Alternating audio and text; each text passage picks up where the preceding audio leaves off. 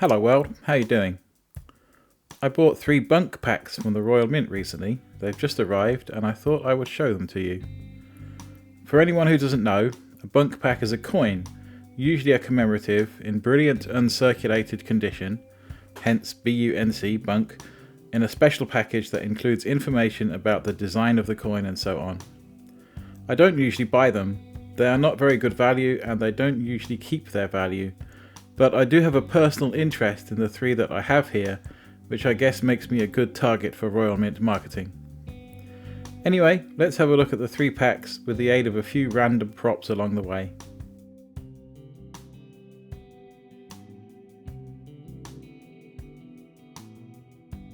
First, we have the Red Arrows 50p. The Red Arrows is the Royal Air Force's aerobatic display team. They were founded in 1964, did their first public display in 1965, and this coin celebrates their 60th anniversary. And this is the colorized version of the coin, with the Hawk aircraft highlighted in red, and the red, white and blue smoke trails picked out as well. The obverse of the coin has the portrait of King Charles, and the pack itself has various information about the history of the team, a nice picture of the team in the air, including this pop-up hawk, and the Blues, who are the ground support team that keep the Red Arrows flying. When I was a kid, I was fascinated with planes and I used to pester my parents to take me to air shows, where the Red Arrows would frequently perform. And I suppose they were among my heroes. And even now I still have a little model of a Red Arrows hawk on my bookcase. So I'm very happy to have this coin added to my collection. Second, we have the Stories of the Second World War 50p.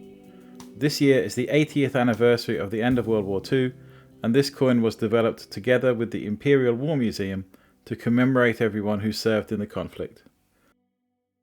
On the reverse is a picture of 3 of the medals that were awarded to those who served. There is the 1939 to 1945 star, which was generally awarded to military personnel who served at least 6 months during the war. Second is the Defence Medal, which was awarded to non-operational military personnel, such as those who worked on training bases, and it was also awarded to the Home Guard and also to civilians who served in some capacity, such as members of the emergency services and many others. Third is the War Medal, which broadly was awarded to full-time military personnel who served at least part of the war.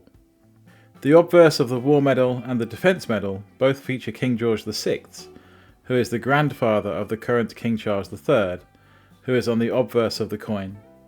I did read somewhere that this is the first British coin to feature 2 different kings on the obverse and reverse, but I'm not absolutely sure if that is the case. The pack has information about the medals and a brief summary of the branches of the military that served in the war. I have a small collection of medals myself. Here is a set of medals from the Second World War, which includes 2 of the medals from the coin. There is the 1939 to 1945 star and the War Medal.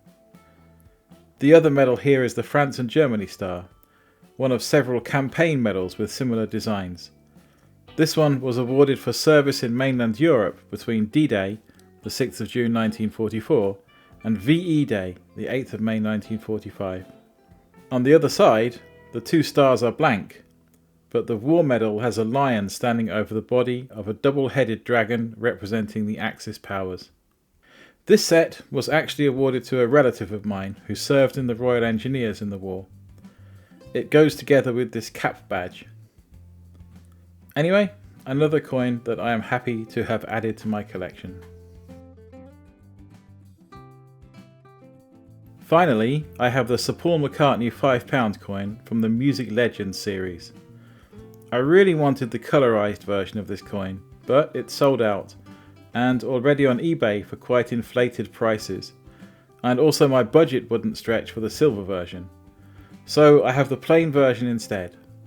The coin features a piano keyboard and also the headstock of a Hofner bass, like the violin bass he used with the Beatles, but with the addition of the logo of his band Wings.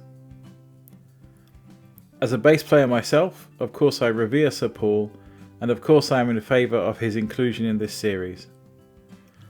I guess you could say that the Queen coin in the same series also included a bass, as it has at least part of John Deacon's Fender Precision on the coin.